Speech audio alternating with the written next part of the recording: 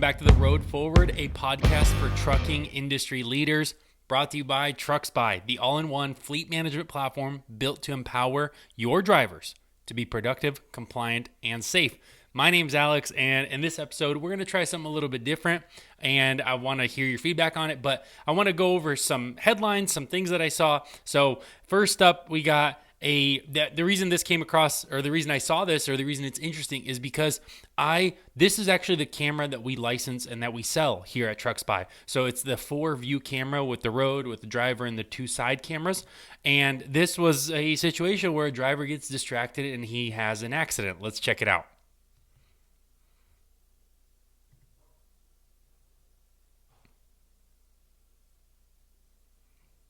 Oh, that's not good.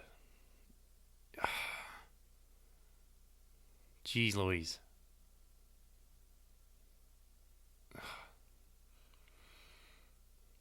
Okay, and here's the road view. Look, he goes into the dirt, into the grass, tries to overcorrect, and sure enough.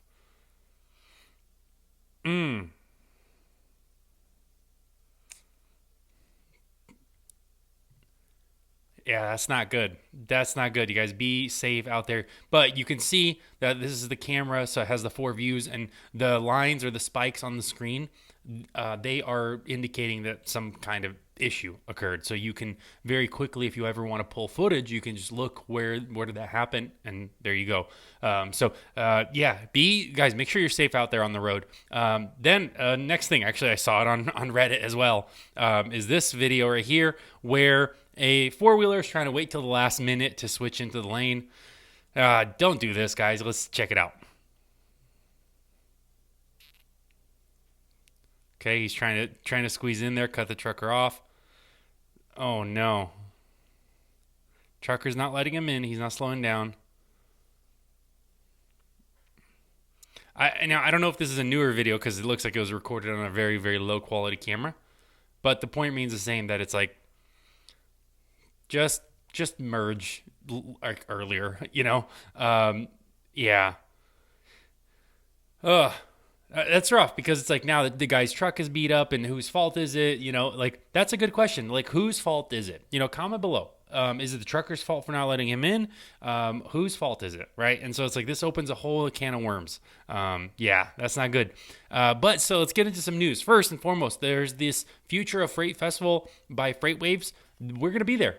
Some people from the team on TruckSpy, they're going to be there. So if you see us there, don't be a stranger. Say hi to us and we can talk. Then moving on to some actual headlines. Elon Musk tweeted, I think recently, that the first Tesla Semi will be delivered December 1st to Pepsi. So that's interesting. I saw an article on Business Insider right here. Has a 500-mile range. Who knows? And it's super fun to drive, according to Musk. So that's good. What are you guys' opinions on electric trucks? Like, obviously, they're going to start with local deliveries first, like, obviously.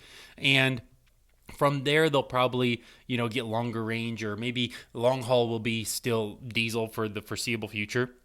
Because, like, a driver, what do you guys drive in a day? 600 something miles, right? It's like it might be a while before a truck can an electric truck can go problem-free or consistently 600 miles and then recharge at the end of the day. But that's assuming there's a charging station 600 miles away, right? So it's like it's going to be a while before we switch completely to diesel. And I think this truck, if I remember correctly, this truck is going somewhere to Nevada where they have that like super big charger for the semi trucks, right? Otherwise, it would take an eternity to charge. So it's really interesting that like the Tesla semi trucks. What do you guys think about the center seat too? I saw some discussions online that now it's uncomfortable because the whole point of sitting on the left side is, one, because all vehicles are like that, or not all vehicles on this side of the in these countries, I guess, is the more correct way. In Europe, they're obviously on the other side, or over there, they're on the other side. But the point is the same, that when you're sitting in the center, now you can't look out your window when you're trying to back in because both sides are now your blind side, technically. So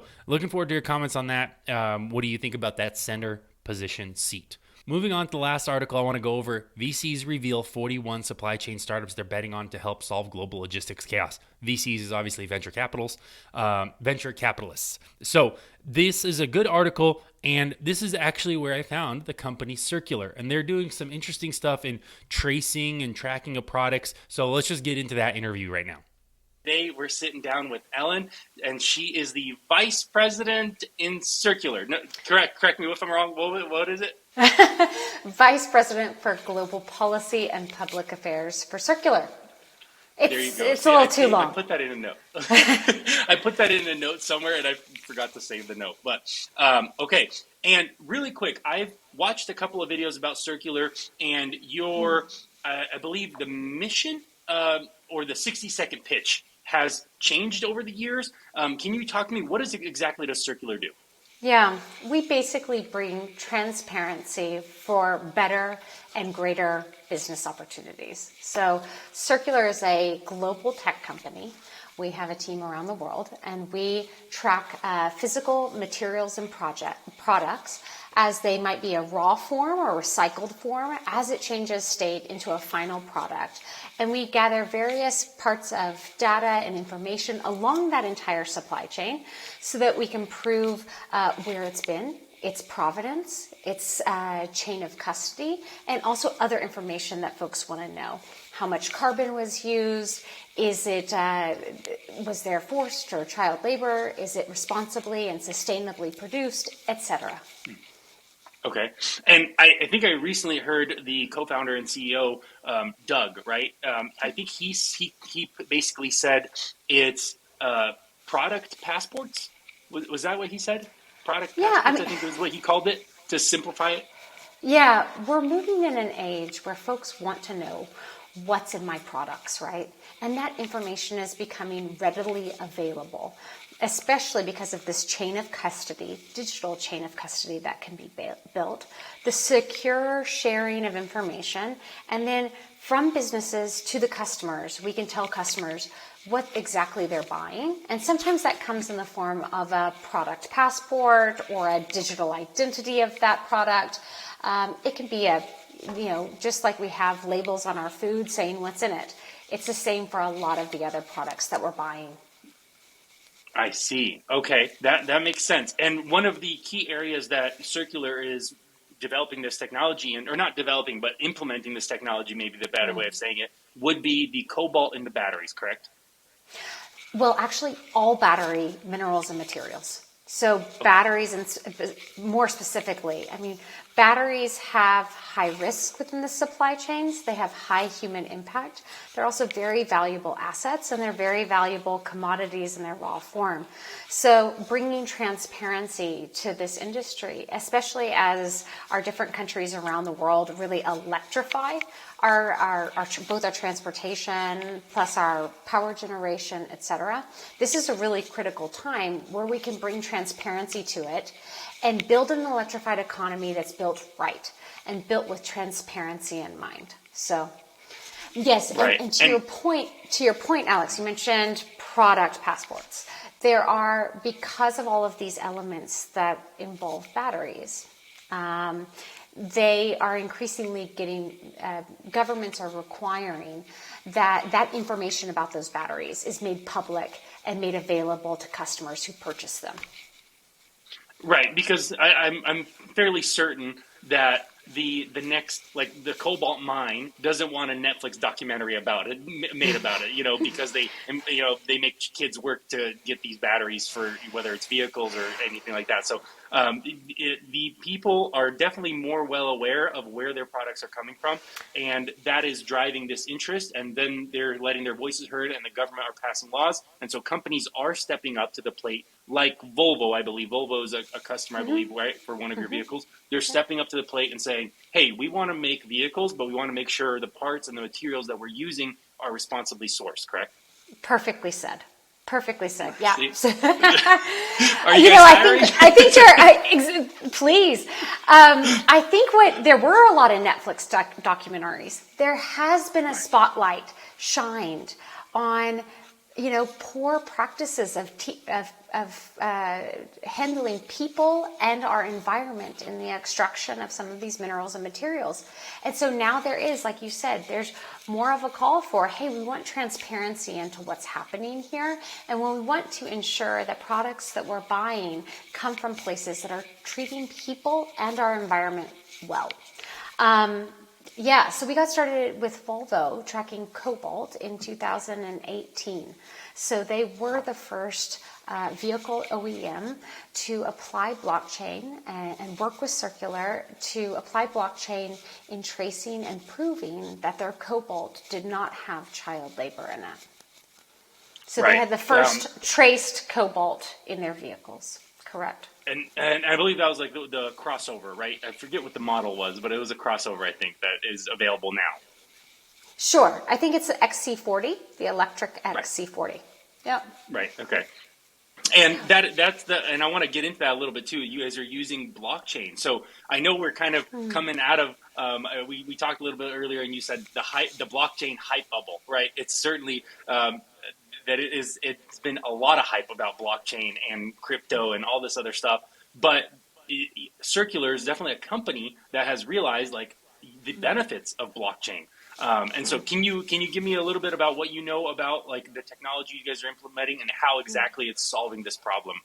Yeah, I think that's such a great question because, we've seen different hype bubbles form and burst, right? So I come from the automotive industry. Driverless cars, we're definitely seeing the reality in terms of the application and the use case there. The same kind of with blockchain. It is, we tend to, in that bubble time frame, we tend to think of a technology being capable of solving our end-all and be-all needs and desires. And then we come to a sobering reality that that's probably not the case.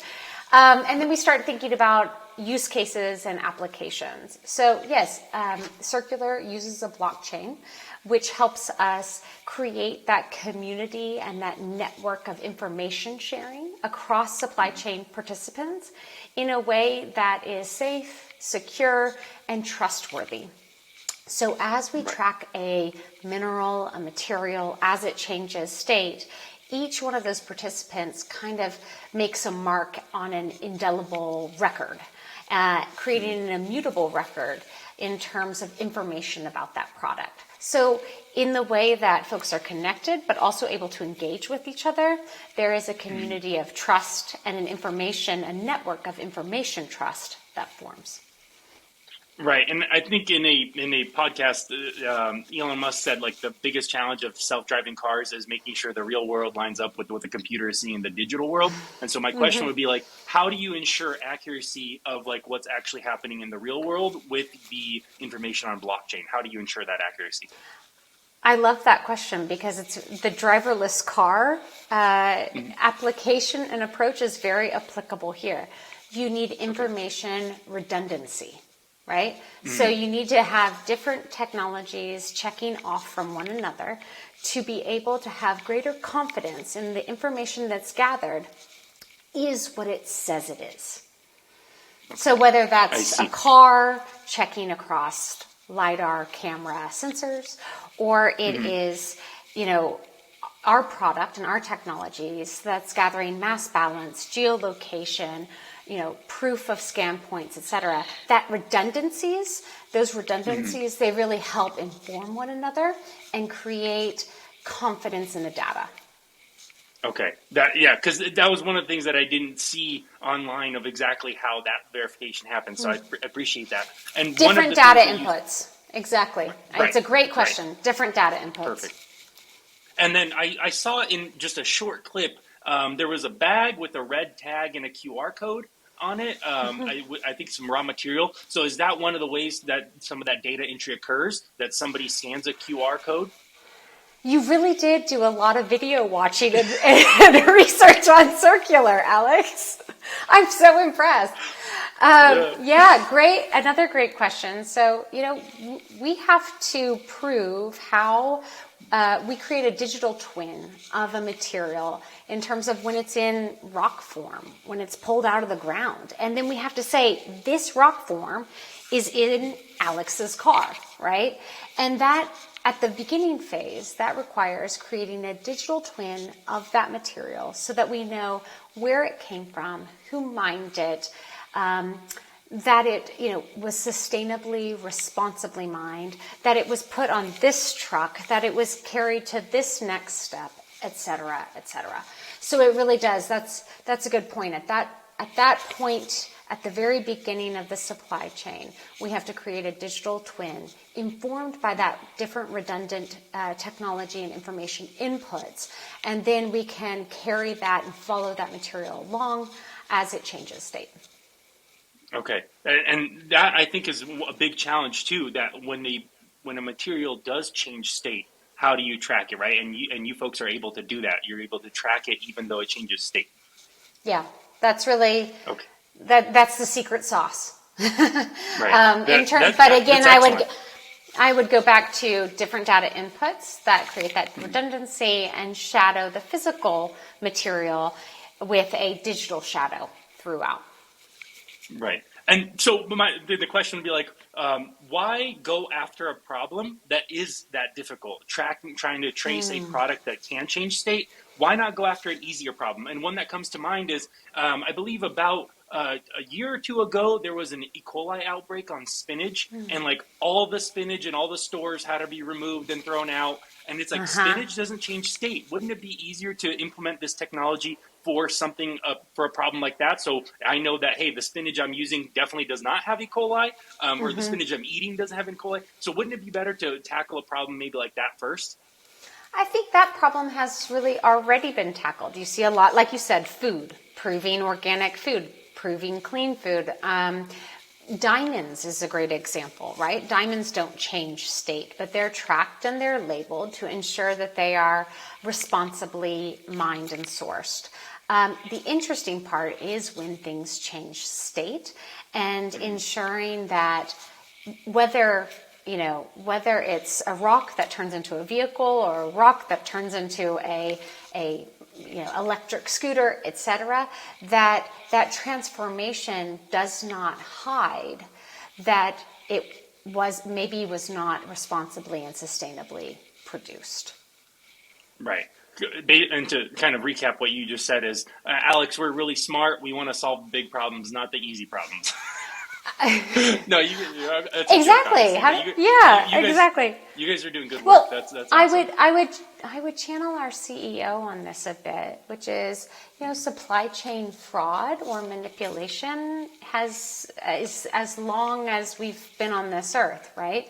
This is a massive problem, and creating transparency deep into our supply chains.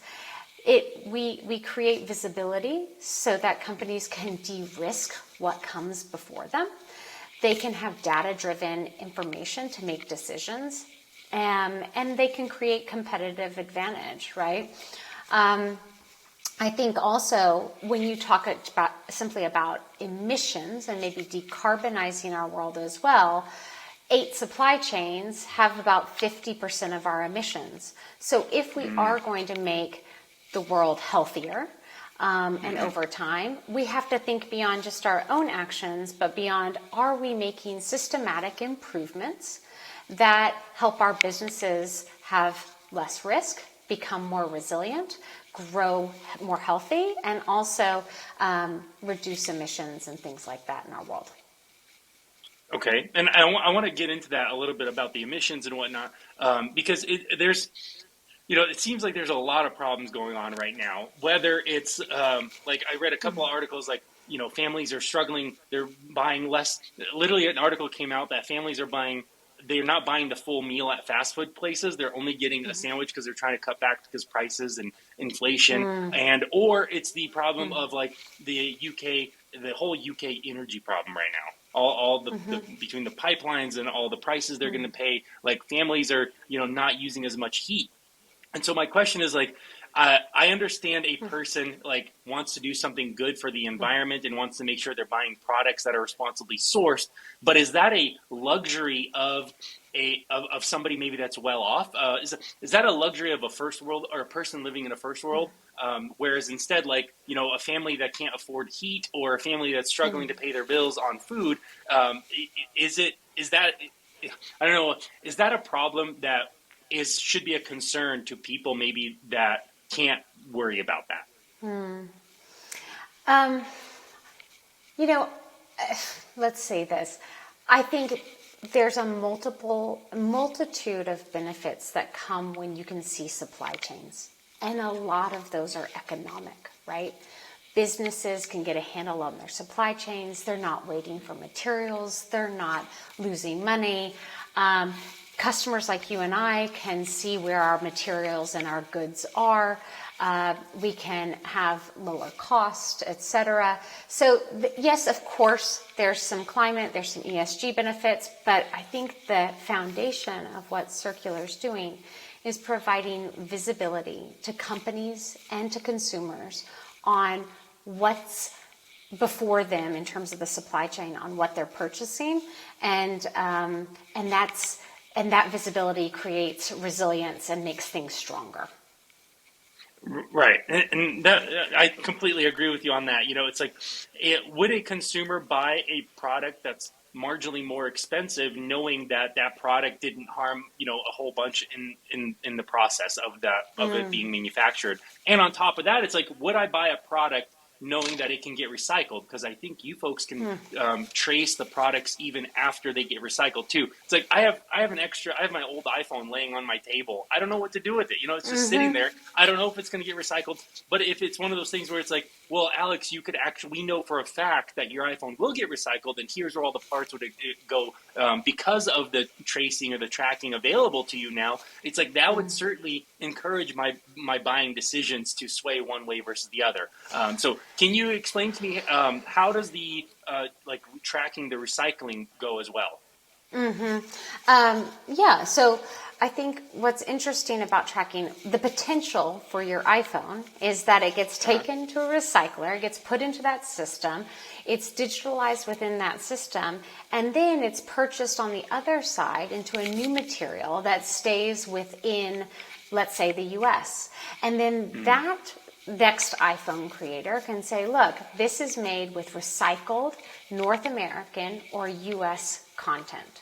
So these materials and batteries can be recycled infinitely, right? So you want to create a circular economy where Alex's iPhone and what's in there stays in the US and creates the next generation of materials. And by keeping it within the US, lower cost, it's not transported so far and so wide, lower costs, local economies, local new business models that form, etc., and then a new product that's made within U.S. borders.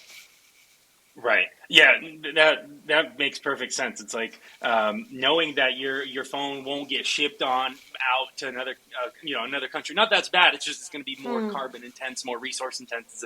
Knowing that it wouldn't do that and it would be able to stay local and be repurposed, whether it may be for your home storage battery or whatever the case may be. It's like that would be beneficial.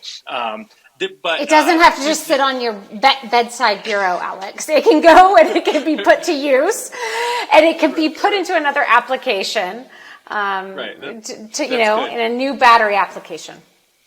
That's really good. Maybe it becomes a screen of a vehicle or something.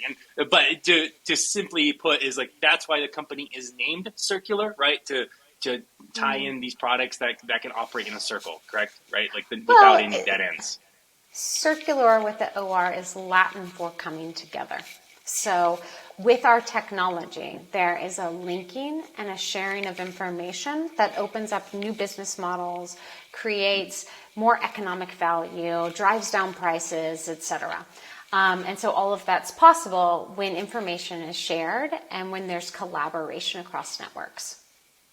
See, out of all the videos I watched, I didn't know that was Latin.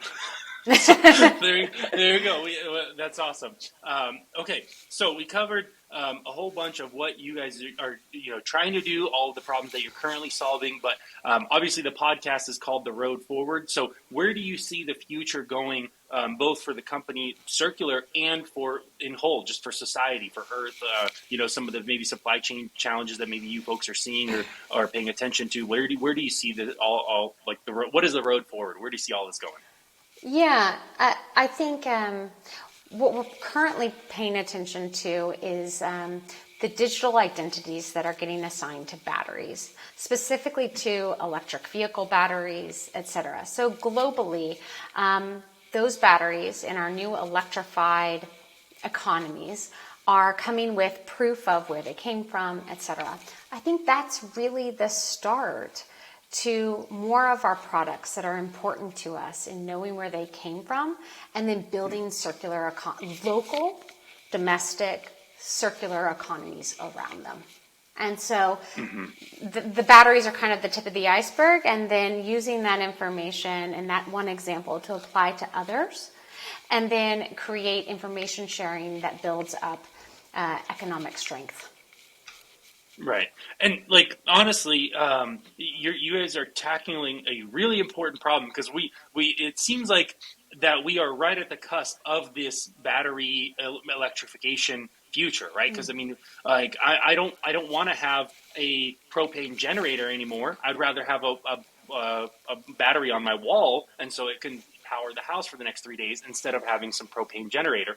So it's like that's. And maybe those are used batteries in that battery wall box that have already had their first life and they go into their second life.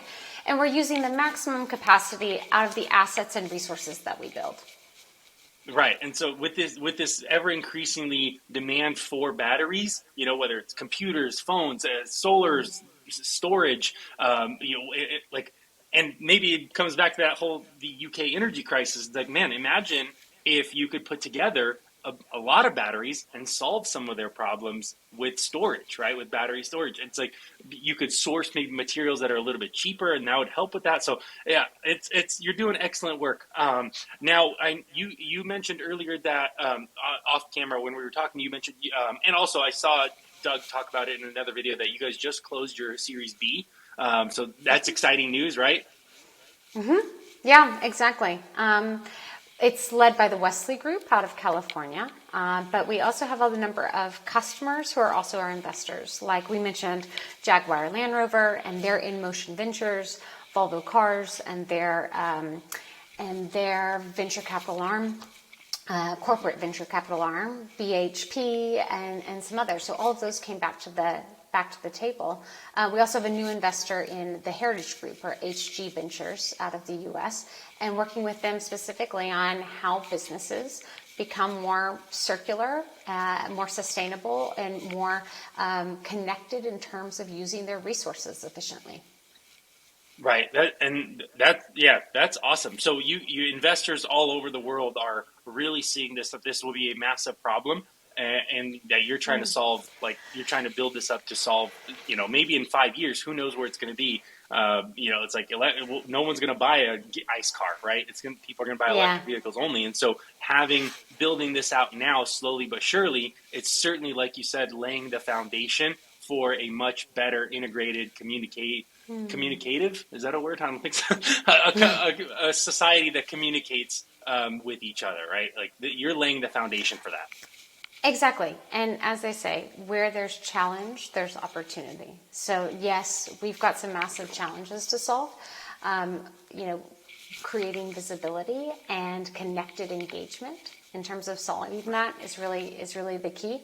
And yeah, we're going to move into greater visibility, traceability of what we purchase in society. Right. That's awesome. Last question would be around customers. I think I saw Doug showed a picture of some of the customers, and Mercedes was listed on there. Who else are your customers that you guys can share, or that you can share, Ellen? What other customers do you have? Any semi-truck companies are your customers? No, Daimler owns Freightliner, I think. So they might, or something like that. So maybe the next electric semi trucks that we're going to be getting will have batteries that were traced by you folks, right? Yeah. Yeah, maybe. Yeah. We, maybe one that is not on the downstream side of things is our customer BHP. They do sustainable, low carbon, responsible nickel production and copper production. We've done that with them, proving both that energy and effort they put into the upstream to create that responsible, sustainable nickel and copper, and then ensuring that that gets to the end user and their customer all the way at the downstream. So that's really an interesting example of a customer. We don't just serve the OEMs, but we serve the upstream as well, who are doing great work in pulling those minerals and resources out of the ground. Wow. Okay. Yeah, I pulled them up on the website. Yeah. Wow. Okay. So not just OEMs, but really a bunch of a huge variety of customers that are really going to be maybe in the next couple of years helping us, be better stewards of this planet, right? Because until we get to Mars, unfortunately, we got to take care of the rock we're currently on. That's right. And we all have to get engaged together to do so. All right, well, that's going to do it for this show. Let me know in the comments what you think. Leave us a review. And thanks to Ellen for coming on the show. And their link will be in the description below, and links to all the articles and whatnot that we talked about. And I'll see you next week.